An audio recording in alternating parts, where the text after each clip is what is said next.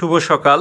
আজকে যাচ্ছি কেনামা সিটিতে, যেখানে হিরে আর সোনা উত্তোলন করা দেখব। সঙ্গেই থাকুন।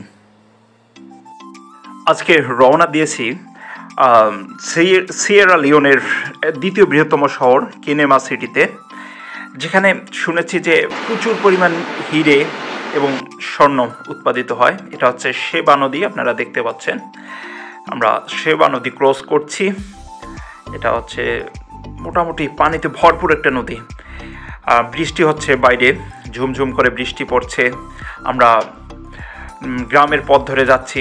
এখানে আমরা একটা চার্চ দেখছি, ওই যে দূরে দেখা যাচ্ছে একটা খ্রিস্টান ক্যাথলিক চার্চ, পাশেই হচ্ছে একটা স্কুল আমরা দেখতে পাচ্ছি। গ্রামের কর্দমাক্ত রাস্তা, এবং রাস্তার অবস্থা খুবই নাজুক অবস্থা। গাড়ি হেলে দুলে যাচ্ছে, আবার বৃষ্টিও হচ্ছে। আপনারা দেখছেন বাইরে বৃষ্টি পড়ছে। আমরা হাইওয়ে রোডে চলে এসেছি।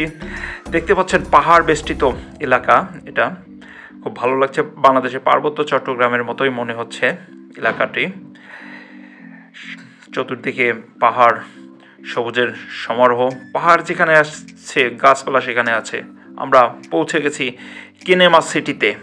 এই কেনেমা সিটিটা হচ্ছে সিয়েরা লিওনের দ্বিতীয় বৃহত্তম শহর, যেটা ফ্রিটাউন থেকে 200 মাইল দূরে অবস্থিত। এখানকার মানুষ বেশিরভাগই ক্রিয় ভাষায় কথা বলে, এবং এখানে সবচেয়ে বিখ্যাত হচ্ছে পলল হীরাখনি।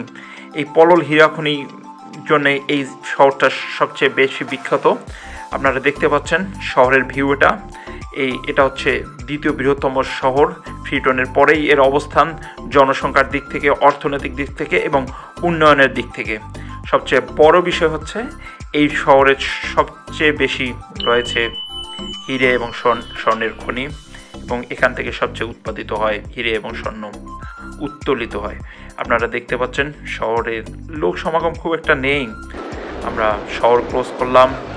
অস্থায়ী বাড়ি দেখছি রাস্তার পাশে, এবং খেজুর বাগান দেখছি চতুর্দিকে। আমরা পৌঁছে গেছি এখানে হিরে মাইনিং, ডায়মন্ড মাইনিং এর জায়গা, যেখান থেকে ডায়মন্ড বা হিরে উত্তোলিত হচ্ছে। আপনারা দেখতে পাচ্ছেন এই লোকজন বা এখানকার লোকজন এই হিরে সংগ্রহ করছে। তবে এরা কিন্তু পার্সোনালি এখানে হিরে সংগ্রহ করছে না। এখানে মাটি খুঁড়ে খুঁড়ে তারা হিরে সংগ্রহ করছে কোনো কোম্পানির হয়ে।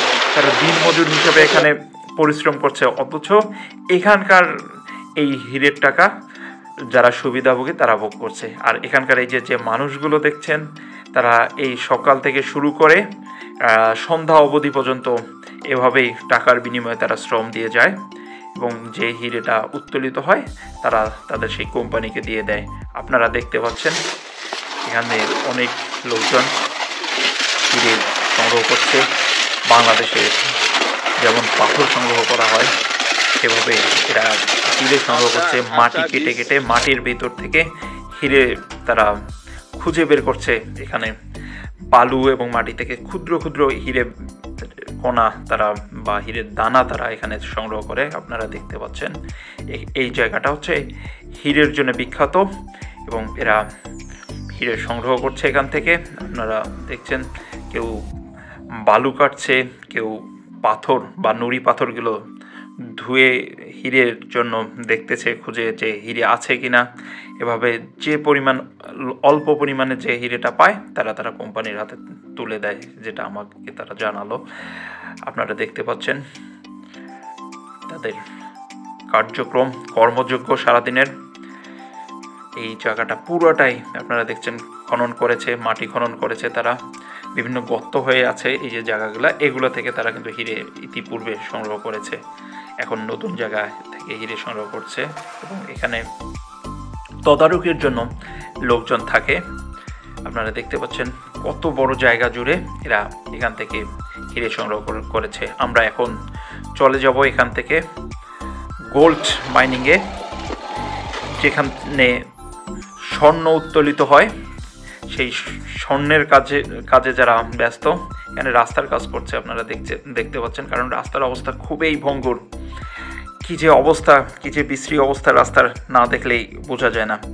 এখানকার জমি থেকে হিরে এবং সোনা ছাড়াও বক্সাইট ও রুটাইল পাওয়া যায়, কিন্তু দুঃখের বিষয় এই জমিগুলো বিভিন্ন মাইনিং কোম্পানির কাছে হস্তগত, তাই সাধারণ মানুষ চাইলেও নিজে থেকে সোনা বা হিরে আহরণ করতে পারে না, তারা এই কোম্পানির কাছে জিম্মি।